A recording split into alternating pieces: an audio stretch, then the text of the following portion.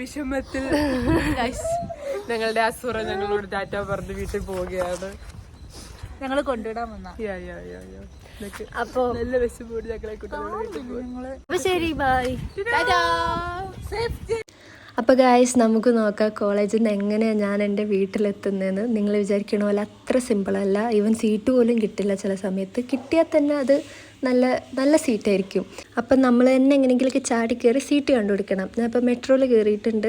എന്നിട്ട് അവിടെ നിന്ന് എങ്ങനെയൊക്കെ ഇറങ്ങി KR മാർക്കറ്റിൽ ഇറങ്ങി പിന്നെ അവിടെ നിന്ന് ബസ് കയറിയിട്ട് വേണം നമ്മൾ സാറ്റലൈറ്റിലേക്ക് പോകാൻ. ഇത്രയും നേരം സീറ്റ് ഇട്ടാത്ത എനിക്ക് ആരുമില്ലാത്ത ബസ്സിൽ തന്നെ സീറ്റ് കിട്ടിയിട്ടുണ്ട്. അങ്ങനെ ബ്രേക്ക്ഫാസ്റ്റ് കഴിച്ചപ്പോഴത്തേനും ബസ് വന്ന് ഞാൻ ചാടി കയറി. അതിലും സീറ്റ് ഉണ്ടായിരുന്നു നല്ലപോലെ. അങ്ങനെ നമ്മളെ ബസ്സൊക്കെ എടുത്തിട്ടുണ്ട്. നമ്മളിങ്ങനെ പോയിക്കൊണ്ടേയിരിക്കുകയാണ്.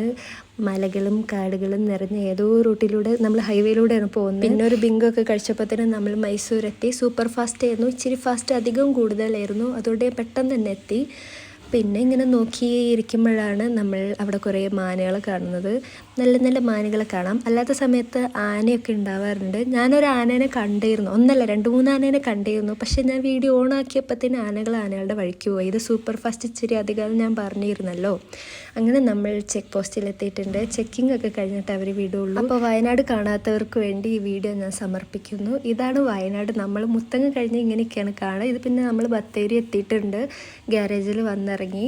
അപ്പം ഇനി നേരെ വീട്ടിലേക്ക്. ഗ്യാരേജിൽ നിന്ന് കുറച്ച് സമയമുള്ളൂ വീട്ടിലേക്ക്. ഒരു 5 മിനിറ്റ് പോലും വേണ്ട. നമുക്ക് നടന്നിട്ടാണേലും വീട്ടിലെത്താം. പക്ഷെ നടക്കാൻ പറ്റിയൊരവസ്ഥ അല്ലാത്തതും കൊണ്ട് ഞാൻ ഓട്ടോ വിളിച്ചിട്ട് വീട്ടിലെത്തിയിട്ടുണ്ട് ഗൈസ്.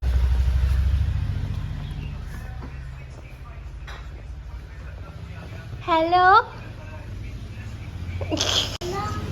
എന്നെ കണ്ടിട്ട് ജെന്നി ഭയങ്കര സന്തോഷമായിട്ടിരിക്കുന്നത് നിങ്ങൾക്ക് കാണാം. അപ്പോൾ ബൈ.